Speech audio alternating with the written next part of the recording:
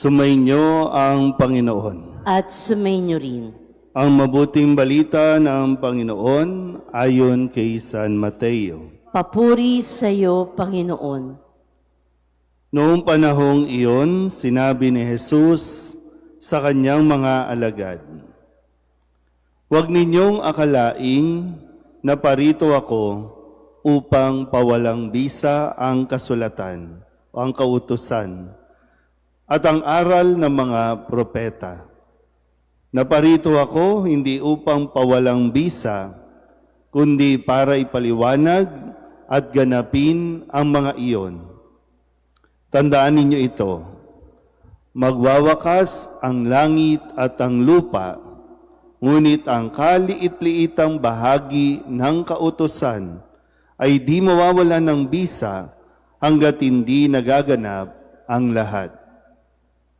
Kaya't sino mang magpawalang halaga kahit sa kaliit-liitang bahagi nito at magturo ng gayon sa mga tao ay ibibilang na pinakamababa sa kaharian ng Diyos.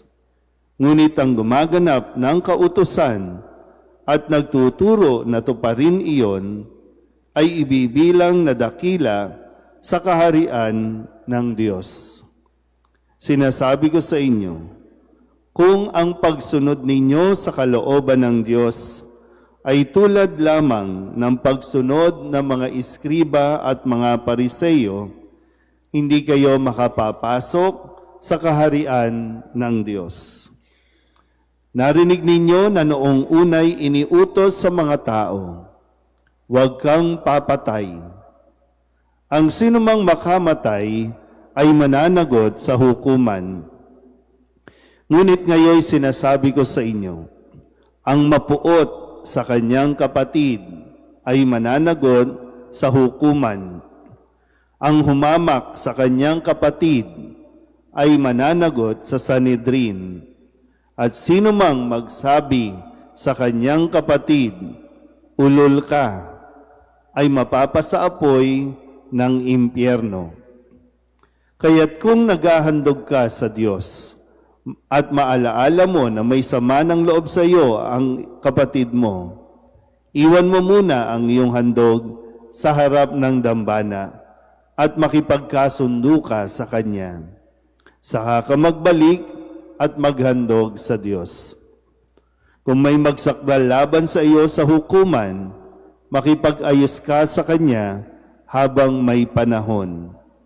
Bago kanya iharap sa hukom, at kung hindi, ibibigay kanya sa hukom na magbibigay naman sa iyo sa tanod at ikaw ay mabibilanggo.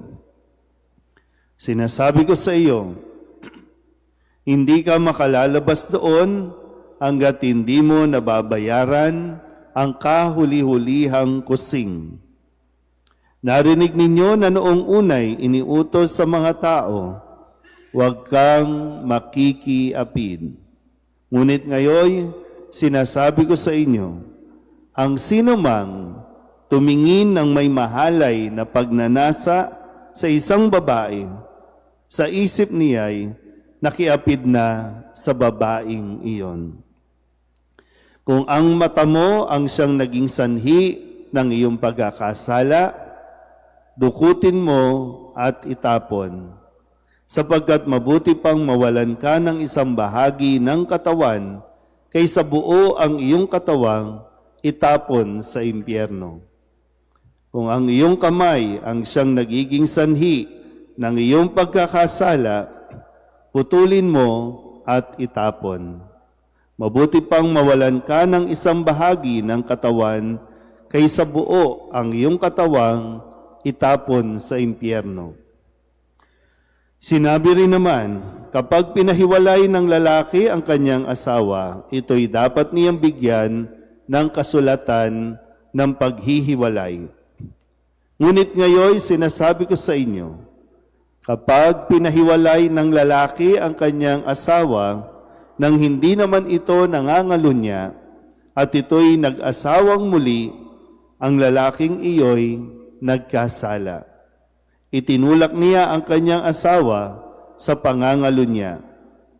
At sino mang mag-asawa sa babaeng hiniwalayan ay nangangalunya. Narinig pa ninyo na noong unay iniutos sa mga tao, huwag kang sisira sa iyong pinanumpaang pangako. Bagkos ay tupdin mo ang iyong sinumpaan sa Panginoon. Ngunit ngayon sinasabi ko sa inyo, huwag na kayong sumumpa kung nangangako kayo. Huwag ninyong sabihin, saksi ko ang langit, sapagkat ito'y trono ng Diyos. O kaya'y saksi ko ang lupa, sapagkat ito'y tuntungan ng kanyang mga paa. Huwag din ninyong sabihin, saksi ko ang Jerusalem, sapagkat ito'y lungsod ng dakilang hari. Ni huwag mong sabihin, mamatay man ako, sapagkat ni isang buhok sa iyong uloy, hindi mo mapapaputi o mapaiitim. Sabihin mo na lang, oo kung oo, at hindi kung hindi. Sapagkat buhat na sa masama ang anumang sumpang idaragdag dito. Ang mabuting balita ng Panginoon. Pinupuri ka namin, Panginoong Heso Kristo. Isang magandang umaga po sa inyong lahat. Tayo po ay nasa ika-6 na linggo ng karaniwang panahon. At kamusta po ang inyong Valentine's celebration? Kayo ba yung mga ira na lipas na po kami dyan? Ganun ba? Ang Valentine's Day ay paalala na tayo po ay patuloy na magmahal at piliin lagi ang pagmamahal. Hindi yung Valentine's Day, lagi na lang bulaklak, chocolate. Pero sa tingin ko, di ba, mas masisiyahan kayo kapag ang ibinigay sa inyo 1 kilong baboy, 1 kilong isda, 1 sakong bigas. Kasi talagang, yun na yung mas praktikal at yun na yung mas kailangan. Kung mahal mo ako, bigyan mo ako ng 1 kilong, bangus. Pero yun po, tingnan natin dahil ang magmahal ay bahagi ng utos ng Diyos. Medyo mahaba-haba ang pinapaliwanag sa atin ni Kristo sa linggong ito. Sana naman po may naalala kayo doon. Ito ay patungkol sa mga utos o mga kautusan na ibinigay sa atin ng Diyos na medyo nababaliwalaan na natin o kaya hindi na natin masyadong pinapansin o parang hindi tayo affected. Parang okay lang. Andyan lang yan. Tandaan niyo mabuti, bahagi ng sinabi ni Kristo na hindi sapat yung alam mo lang ang 10 utos, kundi sinisikap natin na ito ay isabuhay. Kaya nga sabi sa sulat ni San Pablo, ang paanyaya niya sa kanyang sulat sa mga taga-Korinto, sa mga may sapat na gulang sa pamumuhay espiritual, karunungan at pangangaral o ipinangangaral namin sa mga may sapat na gulang. Na hindi pwedeng matanda na tayo, wala pa tayong naaalala o wala pa yung malalim na pag-unawa tungkol sa kautusan ng Diyos. Sabihin niyo nga po, kautusan. Ilan ang utos ng Diyos? 10. 10 lang. Kaya sinisikap ni Jesus na ituro ito sa kanyang mga alagad dahil sa mga susunod, ang mga alagad naman ang magtuturo sa mga tao. At mahalaga po na consistent yung itinuro ni Jesus na ituturo ng mga alagad. Kasi ngayon, di ba, sa nangyayari sa atin, para bang mas mabigat na dapat sundin ng tao ang batas ng tao kaysa sa batas ng Diyos. So, gaya ng mga Pariseyo, ng mga iskriba, mga tao natin ngayon, kasi sila yung itinuturing noon ng mga mambabatas. Sila yung nakakaalam sa batas, sila yung napapatupad sa batas. Ang problema, hindi nila inuunawa ang mga batas. Kaya dagdag ng dagdag ng dagdag. Di ba? Sounds familiar? Ang mga mambabatas natin ngayon, dagdag ng dagdag ng dagdag. At pilit na binabago yung original na dapat na ipinapatupad sa atin.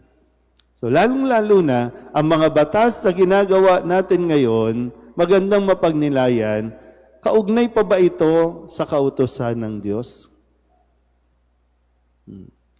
Sabi din sa unang pagbasa, tandaan niyo po ha,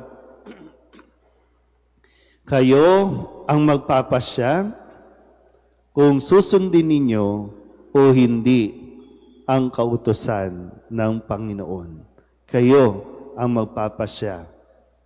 Kayo ang magpapasya kung alin ang pipiliin ninyo, tubig o apoy. Sabihin niyo nga sa katabi ninyo, mag-isip kang mabuti. Ayun nga lang, babalik ko ulit.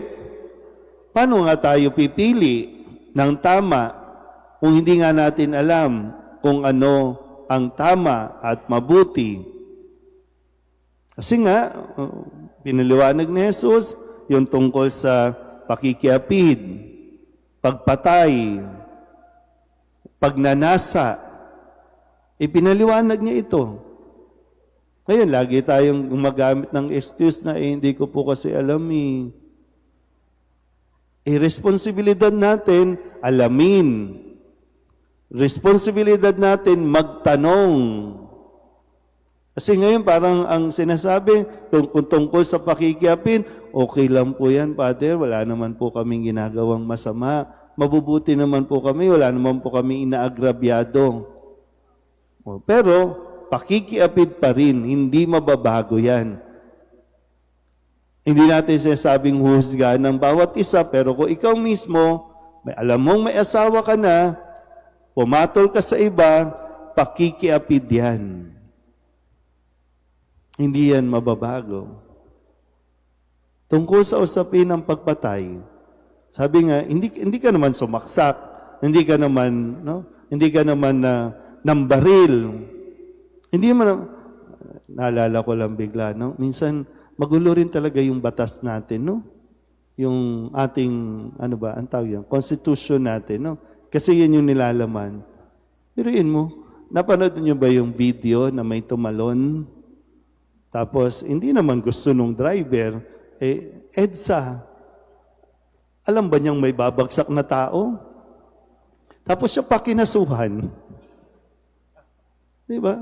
Ang daming ganyang klase ng batas natin na parang, ano ba to? Naiintindihan ba talaga natin? Minsan kahit nga, di ba, ikaw na sinalubong, kasalanan mo pa. Di ba? So dito pa lang talagang, kaya nagugulo ang buhay natin. Dahil hindi natin inuunawa ng mabuti kung ano ang puso ng kautusan. Kung ano ang batas na dapat nating sinisikap na isabuhay. Tandaan niyo muli, no? Paalala sa atin, ituturing tayong pinakamababa. O kaya naman, baka mapunta tayo sa impyerno kung hindi natin isasabuhay ang mga kautusan. Amen?